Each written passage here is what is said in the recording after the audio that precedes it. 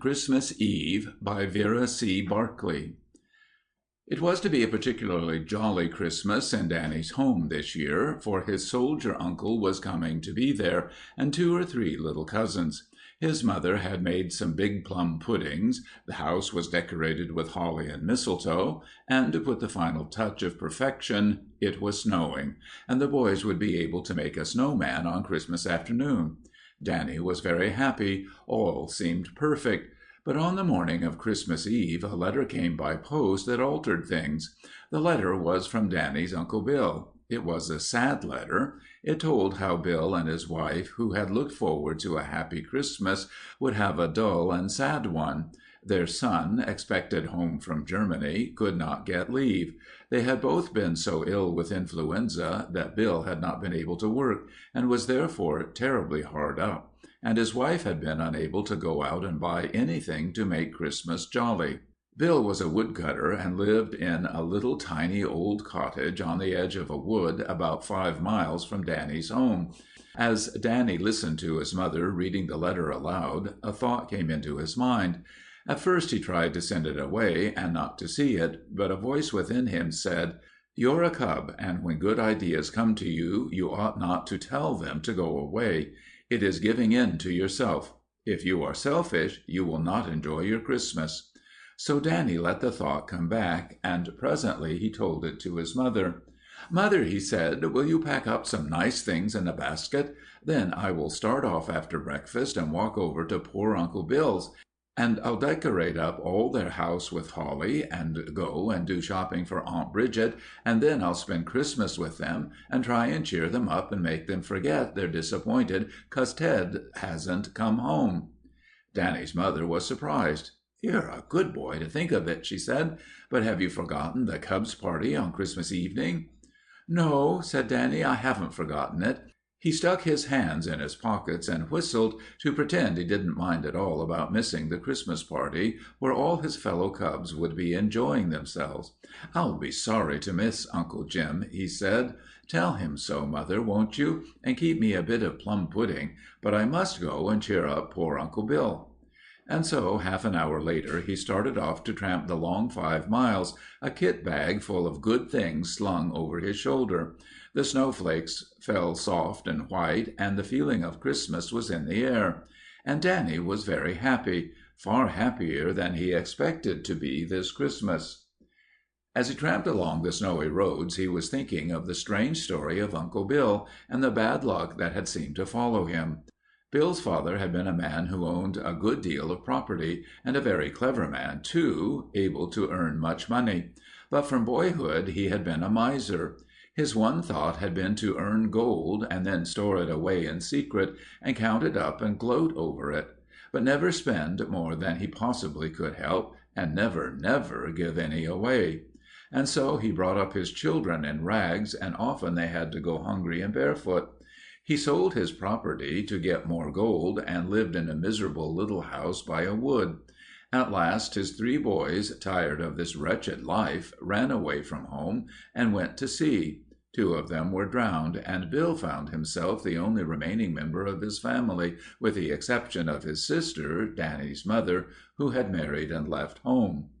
When Bill was 21, he received a message that his father was dead, and that all the gold he had amassed during his life would now belong to his son.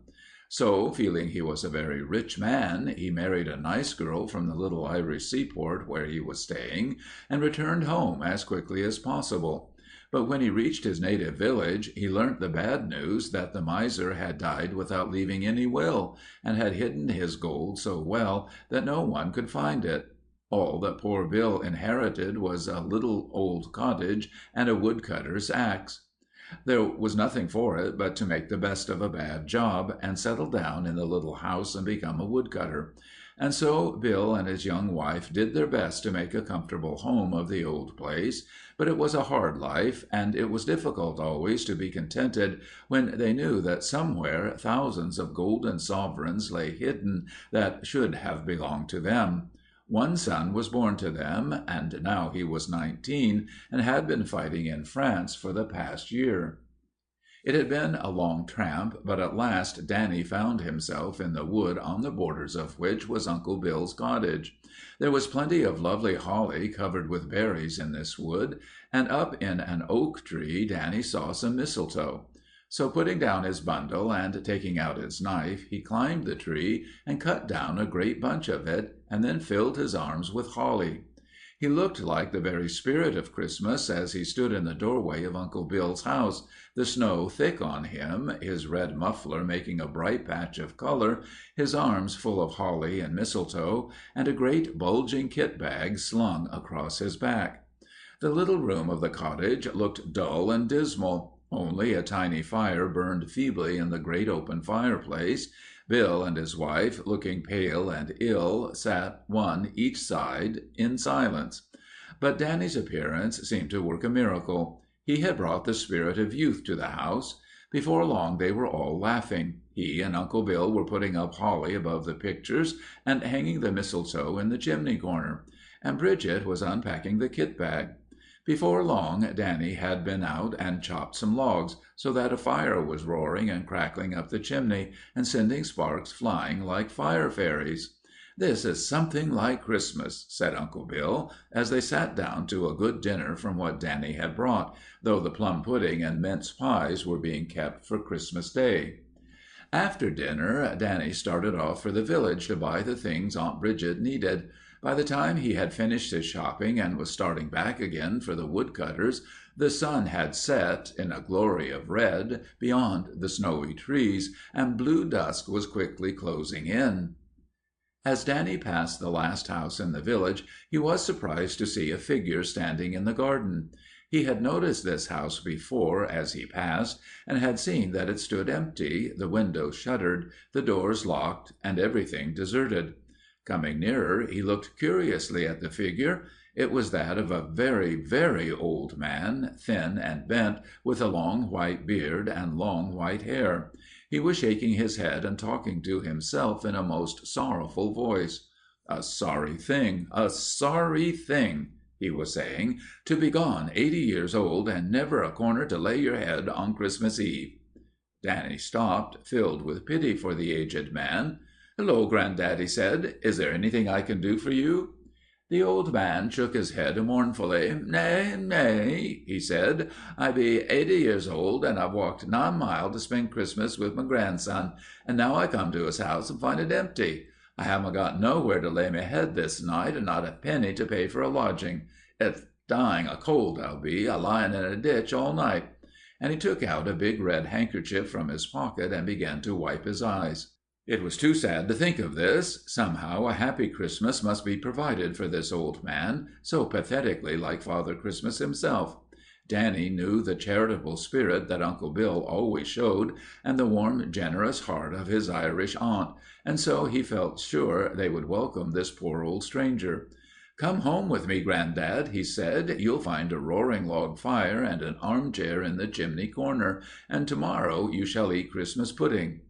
The old man looked almost dazed with surprise. He peered closer at Danny. "Is it a Christmas fairy you are, out of the wood?" he said in a whisper. This was splendid, to be taken for a fairy. "Yes," said Danny, laughing, and taking the aged man's cold, gnarled old hand, he led him through the wood to his uncle's house. "Sure," cried his aunt as she opened the door. "I do believe he's after bringing us Father Christmas himself." Danny soon explained, and Bill and Bridget gave the old stranger a warm welcome. "They do say," exclaimed Bridget, "that if you welcome a stranger on Christmas Eve, he may be an angel." "'Tain't no angel as I be," said the old man, shaking his head. And then he laughed, and he had little twinkling eyes. "If there be an angel about, 'tis yourself, or the boy here." Everyone was hungry that night, and supper was a cheery meal. But after supper came the time Danny longed for. The lamp was put out to save the oil, and the bright dancing firelight glowed in the quaint little room, with its crooked beams and uneven floor. In the deep chimney corner, one on each side, sat Bill and Bridget, and enthroned in the large armchair before the fire sat the ancient stranger, puffing contentedly at a long clay pipe. Danny was curled up on the rabbit skin rug. "Now," he said, his eyes dancing with expectation, "now for stories."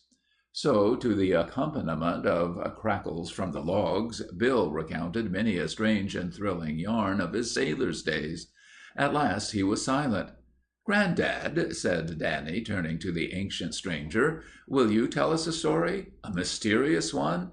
I'm sure there were fairies and hobgoblins when you were a boy, long, long ago. Or do you know a ghost story?" The old man nodded his head. "Yes," he said, "there were fairies, sure enough, when I was a boy, but I was not a good enough boy to see them. But a hobgoblin I did see once. 'Twas on such a night as this, Christmas Eve, with snow on the ground, and 'twas but a stone's throw from this very house." This was splendid. Danny turned round and fixed his eyes on the old man's face. "Tell us," he whispered. "I was born in this here village," he said, "and here I married a lass, and here my son was born, and 'twas on his first Christmas he fell ill of the croup. Very near death he was, and my wife begged me to run fast as I could to fetch the doctor. The shortest way was through this here wood, and though I was afeard something terrible of the little people as might come after me in the dark, still for love of the boy I came this way. 'Twas moonlight, and as I reached the end of the wood, just about outside of this house, I breathed again with relief. But too soon, for when I got to the Druid's Oak, you know it for sure, that big old oak, the last of the wood, I saw a hobgoblin." The old man made an impressive pause. Danny was gazing at him round-eyed. "What was it like?" he said. "'Twas dressed all in a black cloak with a hood over its head, and it had a great bag on its back. It was up in the Druid's Oak, and just before I got to it, it dropped to the ground, light as a feather, and ran quickly into the shadows. I was half mad with fear, and calling on the saints to protect me, I ran and never stopped till I reached the doctor's house. That story is true, by all that's holy. I swear 'tis true." "How big was the hobgoblin?" asked Danny. "Near as big as you," said the old man. "I thought they was smaller, so it frightened me the more. I told the story to one and another in the village, and some laughed at me, but one or two, very solemn like, told me they had seen that hobgoblin too. They said that 'twas very lucky to see it, but one must not talk of it to any man. One man told me that the next day he went by daylight past the same tree, and in the snow found a gold piece, which was just what he was sorely needing. He was sure 'twas the hobgoblin had put it there for him, and sure enough my baby was cured from croup from that time." "Do you think the hobgoblin still lives in the oak?" asked Danny, "and still comes out on Christmas Eve?" "Oh, yes," said the ancient stranger. "Hobgoblins live for 500 years. This one is still in the oak as likely as not, and they used to say he always comes out on Christmas Eve." "Oh!" cried Danny, "I wish I could see him. Perhaps he would bring luck to Uncle Bill." The great log fire was beginning to burn low. The ancient stranger was beginning to nod. The church clock struck 10 through the stillness of the clear night, while the earth slept beneath its counterpane of snow. "Time to turn in," said Bill. He took the aged stranger and led him to the little room that would have been Danny's, but which Danny had insisted should be given to the stranger, saying he could sleep very well on the rabbit-skin rug before the fire. "I think I shall go and look for the hobgoblin," said Danny. "'Tis foolishness you are talking, child," said Bridget. "There do be no hobgoblins in this country. If you must be after getting good luck for me and your uncle, go to midnight mass and pray for us. 'Tis more likely you will get what you do be wanting there than from hobgoblins." But when all was still, and the stranger was snoring, and the line of yellow light under Bill and Bridget's door had vanished, Danny got softly up from the skin before the fire, and put on his cap and coat and muffler, took down a lantern from the wall, and put a box of matches in his pocket. Then he unbarred the door, and let himself out into the snowy night.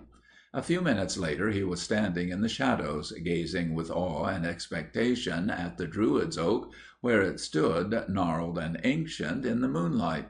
For some time he stood there watching, but it was very cold, and he grew impatient.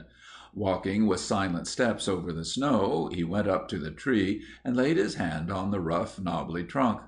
The night was perfectly still, the moon shone steady and white, and at that moment the church clock struck 11, slowly and clearly. Danny shuddered. This was the hour for ghosts and hobgoblins to prowl. The next hour, 12 to 1 o'clock, would be the holy hour when we remember the birth of the divine babe. The last stroke of 11 had scarcely died away when there was a scraping, scrambling sound from the very heart of the oak, seemingly coming from beneath Danny's hand. He started, and his heart seemed to miss a beat, and then race on. Something within him seemed to say, "Run, run!" and his legs almost obeyed, but his will was stronger than his instinct, and remembering that he was a cub and must not give in to himself, he stood his ground, only drawing a little into the shadow. He watched the tree intently. Was he at last to see a hobgoblin? Something black moved in the stumpy branches at the top of the thick, low trunk. Then, with a hoot, a great owl floated out on soft, silent wings and flew swiftly away into the shadows. Danny breathed hard. For a while he did not move, then giving way once more to his impatience, he went up to the tree. It was curious that the scraping sound should have seemed to come from the very heart of the trunk. It must be a hollow tree, he told himself. Then that was where the hobgoblin lived. Perhaps he had changed himself into an owl and flown away on his midnight adventures. An idea suddenly struck Danny. He would climb the tree and see if it was possible to get down into its hollow inside. He would then find the home of the hobgoblin and perhaps the mysterious door into fairyland. He lit his lantern and hooked it on a branch, then climbed up by the knots which seemed to form little steps. Yes, sure enough, the tree was hollow. There was a hole down into its inside just big enough for a boy to squeeze through. Danny tied a piece of string to his lantern and let it down through the hole. Carefully he lowered it until at last it rested on the ground. Then he peered down. To his amazement he found that a little ladder led down the inside of the tree. Without a moment's hesitation he descended the ladder. The tree was like a tiny round room inside, and in the floor at his feet was a hole with a little narrow staircase leading down. Danny pinched himself. Was he dreaming? No, he was certainly awake. Could this really be the way into fairyland? He had only half believed in the hobgoblin all the time, but now he began to think it must really all be true. Taking up his lantern, he carefully descended the steps one by one. There were 10 of them, and found himself in a little kind of grotto. The walls were of earth and full of gnarled tree roots. The grotto was empty, except for a rough wooden chest that looked as if it had been made by someone who was not a very good carpenter. With trembling hands, Danny raised the lid and looked in. A number of large leather bags were ranged side by side at the bottom, and among them was a stout leather book. Breathing hard, Danny lifted out one of the bags. It was very heavy. He placed it on the floor, and it chinked. Then he untied the string and put his hand in. It was a fistful of glittering coins that he drew forth. Suddenly it all flashed into his mind. The miser and his hidden money. This must have been his hiding place. Where the hobgoblin came in he did not know or care. All that mattered was that he had found the hidden treasure that belonged to Uncle Bill, and would make him a rich man. One by one Danny lifted out the leather bags. There must be thousands of pounds there, he told himself. The sovereigns were funny-looking ones, with the head of Queen Victoria when quite young on them. Last of all he took out the fat leather book. Then very carefully he managed to hoist one bag after another up the tree and dump it down on the snow. At last he climbed down himself. Very softly he carried his treasure into the cottage. Looking for somewhere to put the bags, an idea struck him, and he hung them in a row on the nails in the high mantel-shelf over the great open hearth. How pleased Uncle Bill would be! What a wonderful Christmas surprise! And with that thought it struck Danny how good it was of God to have let him find the missing money for his uncle. He glanced at the clock. 11:15, it said. Aunt Bridget has said he should go to midnight mass and pray for their luck to come back. Now he would do better than that. He could go and thank God for having given it back. Putting on his cap once more, he hurried out along the snowy path and turned into the warm, lighted church. Never had he thanked God so fervently for anything. But soon he forgot all about the money in the wonderful sense of Christmas morning, and the new realization of the little Christ born to be the brother and Saviour of men. Very sleepily he stumbled home, and curled up on the rug before the red glow of smouldering logs. "How soundly he sleeps," said Uncle Bill the next morning as he lighted the lamp and bent over Danny. Bridget laughed and shook him by the shoulders. Danny opened his eyes and sat up. His first thought was to look up at the mantelpiece. Yes, there hung the bags. "Thank God," he said. "I was afraid it was a dream." Bill and Bridget looked up too. "What are they?" said Bill, a puzzled expression on his face. "Plum puddings?" Danny laughed. "No, no," he said. "Look." He unhooked a bag and shook out the shining contents onto the rabbit skin rug. The sovereigns gleamed and glinted in the lamplight. Bill and Bridget stood speechless. Then Danny explained all that had happened. At last they examined the book. It was inscribed at the beginning with the miser's name in a little crabbed handwriting, and there were entries made every Christmas Eve beginning with Christmas 1830. Each Christmas there was a larger sum to record, until at last, in 1898, was entered £3,100. "And it's all yours, Uncle," said Danny, smacking Bill on the back. Bill's heart was too full to speak at first, but Bridget had plenty to say, all that they would do with it, all that this would mean for the boys' future and their old age. The stranger joined them at breakfast. "Didn't I tell you he was Father Christmas, or a holy angel?" said Bridget. "See what he has brought us." "Nay, 'tis the lad," said the ancient stranger. "I said he was a fairy, or maybe 'twas a hobgoblin. He always brings luck. And the owl who flew out of the tree was him, as likely as not." Bill was a pious man, not given to belief in such things. "No," he said, "'twas the Holy Child bringing us a Christmas gift, for love of the boy here, who was willing to give up his happy Christmas at home to come and cheer up his poor old uncle." "And to give his bed to an old lonely stranger," added the old man. Danny flushed. No, he said. "It wasn't for my sake. But I do think Uncle is right about it being a Christmas present. I went to midnight mass to thank for it." Aunt Bridget kissed him for the 20th time, and Bill cleared his throat, which seemed rather husky. "But what about the hobgoblin, really?" said Danny. "Grandad here swears he saw him, and you see it was true about the Druid's oak being a wonderful tree." Bill went to a big press in the corner of the room. "I think I know who the hobgoblin was. Come here, son," he added. Danny went to him, and behind the door of the cupboard Uncle Bill arrayed him in an old black cloak and hood. "Now hang a bag over your shoulder and hurry across the room, bent up like, and see if your granddad don't think he's seeing his hobgoblin again," he said. Danny obeyed, and the old man started up. "'Tis him! 'Tis him!" he said. "The very same!" They all laughed. "My father," said Bill, "was a very small, thin, little old man, not much bigger than Danny. 'Twas him you saw, fetching back his money on Christmas Eve to count it and enter it in his book." The old man was nodding his head slowly. "So, after all, I've never seen a hobgoblin," he said. "I'm 80 years old. I shall die afore I get another chance."